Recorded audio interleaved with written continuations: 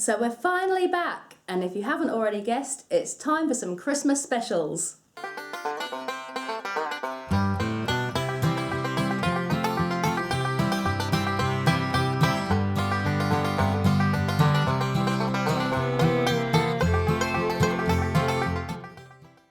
Ho, ho, ho, hello! We are back, albeit just for a few little Christmas specials because we don't have any other videos lined up at the moment.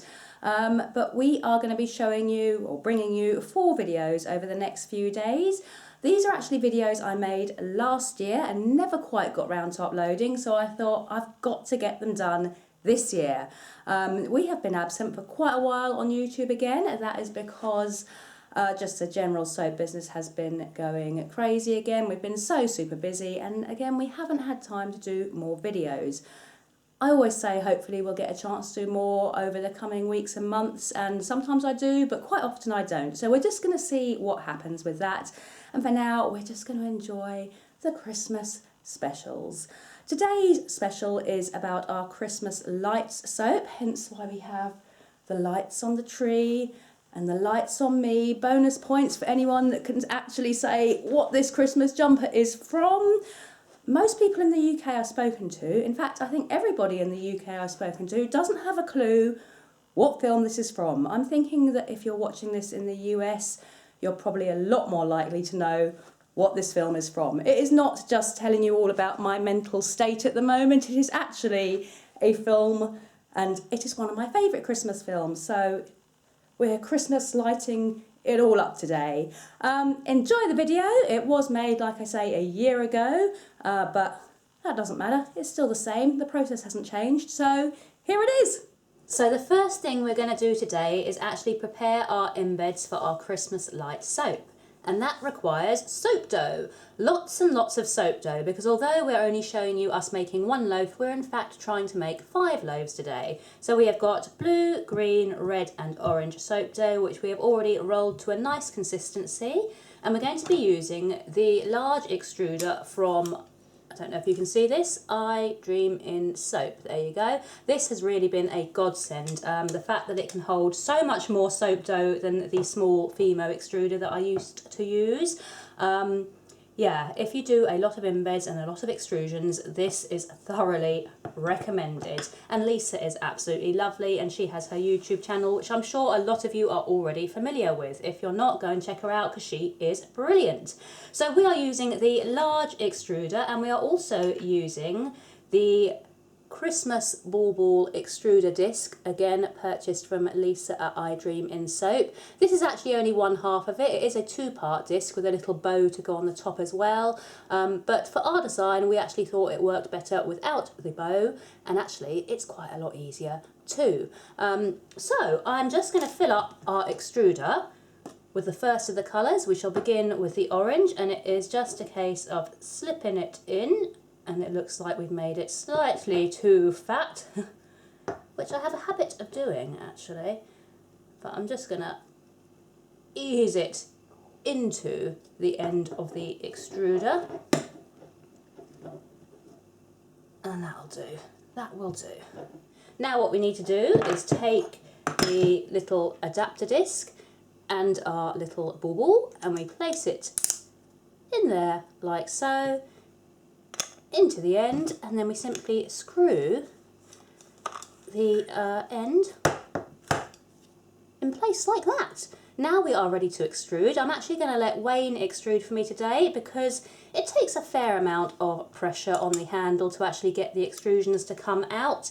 And I crushed my little pinky finger under a jar of sugar scrub the other day, and although you can't see anything, it really hurts. So Wayne's going to actually squeeze the handle for me and get the extrusions out today.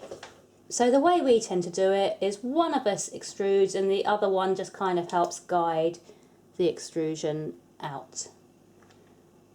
And it's coming out pretty nicely. We have marked on our table little white lines to actually show the length that we need the extrusions. The first one is probably just slightly off camera shot. And then we work our way down the table, extruding the soap dough, and when we get to the end, I go in with a palette knife, chop it off, and that is that. So that is our orange. We have got 2 lines of orange that will fill our mould, and now we're going to move on to the other colours. So now the orange is done, we're just going to do the same with the red, the green and the blue. The red is extruding much nicer than the orange did actually.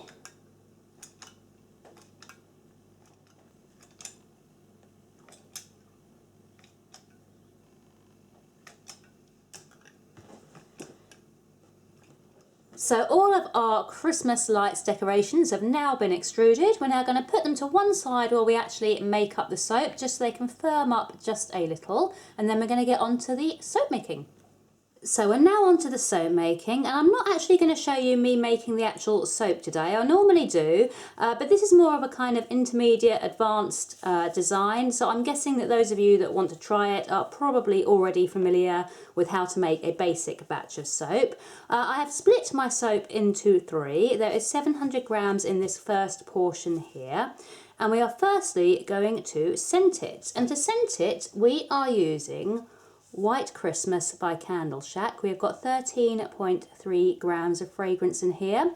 Once I tip it in, we are going to be working really quickly, because though this smells lovely, it's incredibly Christmassy, it's got notes of orange and clove and cinnamon, and it smells beautiful, but it does accelerate. And once this is in, we are only probably going to have around about a minute or so to be able to work with this batter. So once the fragrance goes in, speed is the key. So I'm going to pop the fragrance in, then I'm going to bring the mould in, get this poured into the mould, and then we're going to add in those Christmas bauble embeds to the first layer.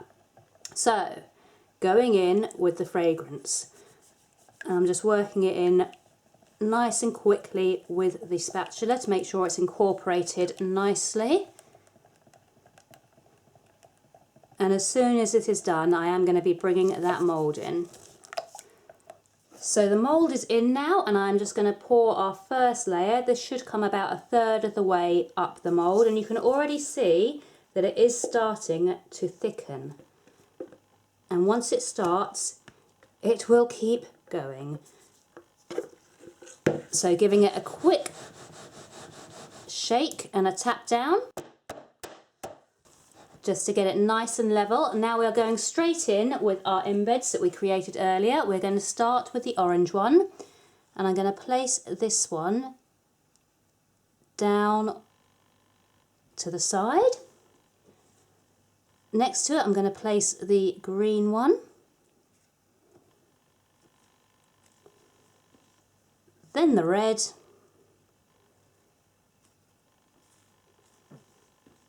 and lastly the blue.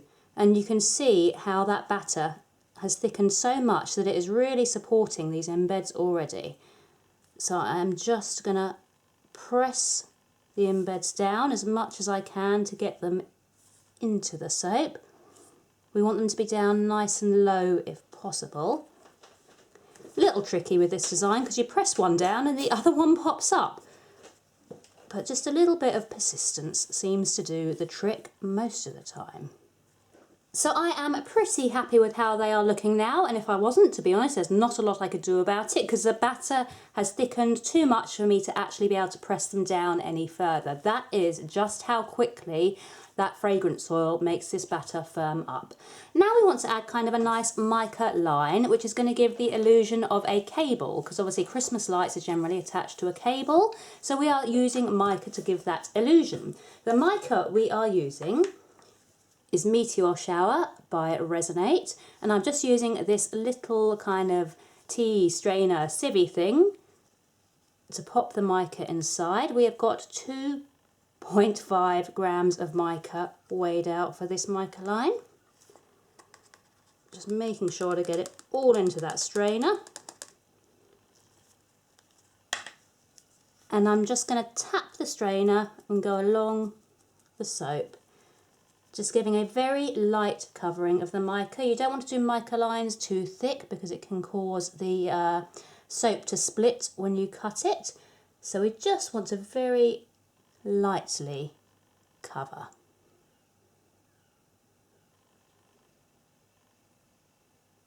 And it does go everywhere, but I can always clean up the edges of the mould. That is not going to be any problem at all. So that is our mica added, and now we are going to repeat the process with another 700 grams of batter. So now it is simply a case of repeating the process. Another 13.3 grams of fragrance oil. As I mentioned, this is from Candleshack. It smells beautiful. This fragrance oil can actually only be used at 2.67% in soap. So that will override the kind of standard 3% allowance for fragrance and essential oils, because the IFRA states it is only skin safe at up to 2.67%. We are actually using it at around about 2% in our soap. So let's pull the mould back in.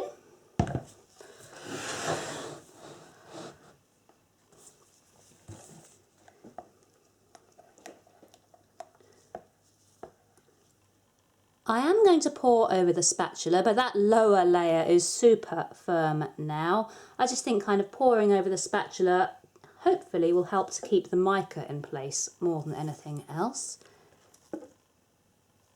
So that is layer number 2, and again we want to give it a shake and a tap.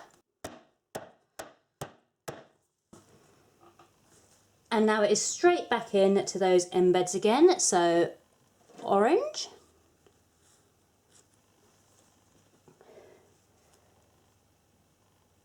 green,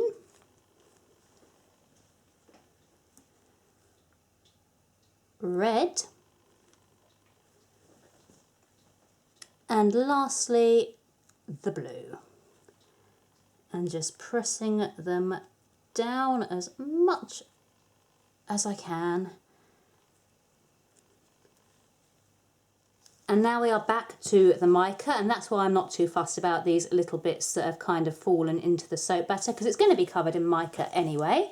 So another 2.5 grams of meteor shower going into our little strainer, and then just gently shaking it over the soap. And mica lines are incredibly messy. I think they can look really pretty, but boy are they messy to create. It just gets everywhere. The only thing worse than a mica line, in my opinion, for mess is when you're using eco glitter, because that gets completely airborne and you will be breathing that stuff in for hours, which is always fun. Glittery lungs, everybody.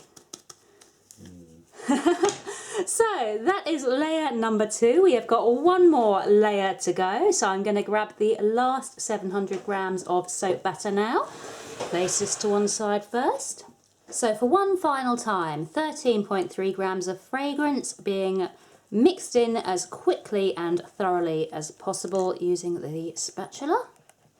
And it's so tempting to just chuck the fragrance in and then pour it straight away so that it doesn't thicken too much, but I want to be sure that I'm working it in properly so that all of that soap has got a nice kind of equal amount of fragrance, and I don't want the fragrance to kind of pool or not incorporate, which is why I am still taking the time to make sure that I'm mixing it in properly, even though I know that this batter is going to thicken on me. And again, carefully pouring it down over the spatula. And there will be a little bit of batter left over because obviously those embeds have taken some of the space out. So we have just got a little tiny bit of batter left. That is no problem. One final shake and a tap down. And I've done that a little more carefully than I did the last one because I don't really want all this mica to get onto the top layer. If it does, it's not a problem. I'd just rather it stay kind of, you know, pale, creamy without that kind of creeping in around the edges. And to decorate the top, we are going to go with a very simple back of the spoon technique. It's probably about thick enough already, and you've seen how quickly that has thickened. So let's see if we can texture now. Yeah, so I'm just going to start pulling it in. It is a little bit loose for actually texturing at the minute, but by the time I get to the end of the loaf, it will be a lot thicker. So I start texturing with this one when it is still a little fluid, because this takes time and I don't want it to thicken up too much by the time I get to the end. We're turning the loaf now. And then we're just going to do the same down the other side to meet in the middle. A nice kind of wavy spoon design. And we did think about decorating the top of this loaf, but we decided against it. We are just letting that kind of inside design speak for itself. So the top is being left very simple, very plain, just like that. And that is our Christmas lights soap completed. We will be back tomorrow. We will chop it up and we will show you the inside. So after 24 hours, we are back with the soap. I've turned it on its side for cutting so that the mica line doesn't get dragged through the soap. We're going to chomp down on it now and see how it has turned out. So pulling out a piece from the middle, and there we have the finished Christmas lights soap. So you've got all those kind of pretty Christmas lights hanging on their little mica line cable, and a very simple textured top. Happy with this one. So this is the part where I would normally be holding up a finished soap and presenting it to the camera. But we've actually already sold out of all of our Christmas lights soaps this year. It is the 12th of December. They sold out a few weeks ago actually. So I have nothing to actually hold up and display. But that was the video. That's how we did the Christmas light soap. I hope you enjoyed watching it. We have got another 3 Christmas specials coming up. I don't know when I'll put them up. It will be over the next week or 2. I might just bang them all up in one go, or I might spread them out by a couple of days, but they will be there. So if you enjoy our videos, don't forget to hit like, hit subscribe, and watch out for the next 3 Christmas specials. We'll see you then. Bye!